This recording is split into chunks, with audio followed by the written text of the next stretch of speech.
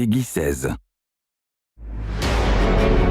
We used to make these great linear campaign shooters, and what we wanted to do with Destiny was create a living world. We are ready to jump into the Trials of Osiris. This place is so cool. By being a live game, we can experiment with things, we can try new things. Bungie listened. They're picking the good maps. We believe that players want a world that they can check into, a world that invites them to come back and check something out that wasn't there before.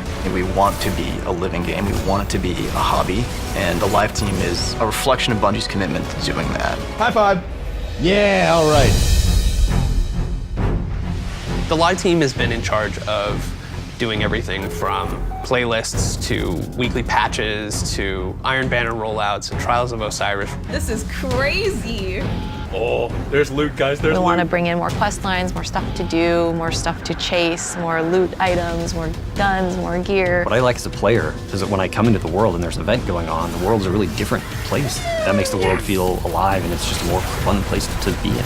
What we want to create is an engaged audience that wants to keep coming back, and that your friends, your social network is part of what's like pulling you back into the world. We have a wonderfully connected community, and that's something that makes Destiny just kind of magical, honestly. Look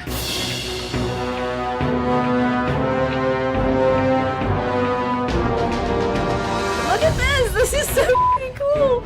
This is amazing. I love it. You trolls, Bungie. Oh, look at that. She has a Crota mask. Oh my god. We had looked at the tower and the social experience and said, why don't we have awesome holidays? Like, why don't we build on that Jack-o'-lite Halloween experience from last year and do something bigger? Story, cutscene, missions with mask on is freaking hilarious. We want to create these community lightning rods of things that people are doing together. If players are responding really well to them, like, that's what we want to build more of.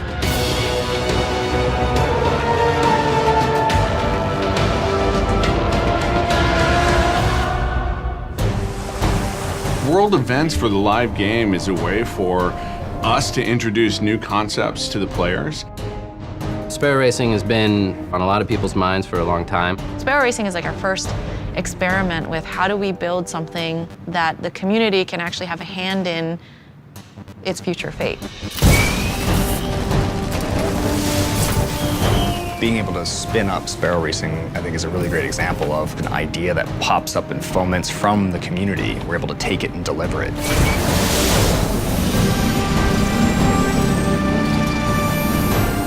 If people love it, awesome, we can continue building on it and making it better. If people don't like it, we can get feedback on it and bring it back, or just decide to scrap it and put our time, energy, and our people on something else. Sparrow Racing is a 3-week event that is hosted by Amanda Holliday, and it's available to all players of The Taken King. La vitesse tue, mais quelle façon captivante de partir.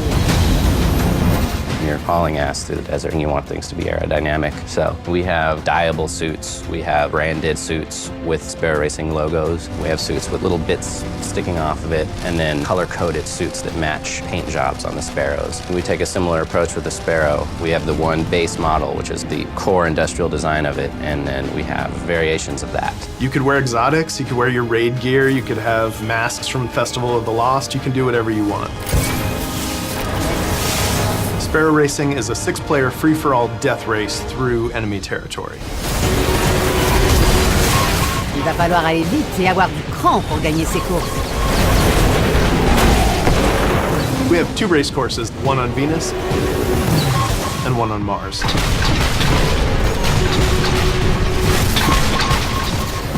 Campus Martius is a circuit through the buried city on Mars. Mars is our easy track, and the Venus one is our more advanced track. Venus is called the Infinite Descent because you're always going downhill, and at the end you hit a teleporter and it brings you back to the top of the level.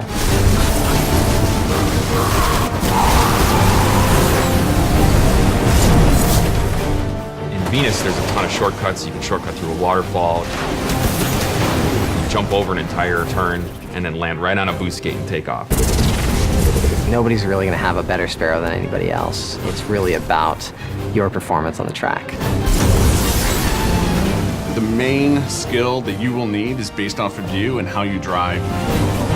Boosting at the right time, braking at the right time. knowledge is important. Knowing the race course is important. The more gates you miss, the slower you'll go. The more gates you hit, the faster you'll go. Main things you can do to upset your opponent is you push them out of the gate, you push them into fans, cause them to explode. Whatever you can do to make sure that you are the only one hitting the gate so that you get the boost and you end up taking the lead. You're gonna see with Sparrow Racing something you haven't seen before. And if you like that, let us know, and for sure, you will see more coming.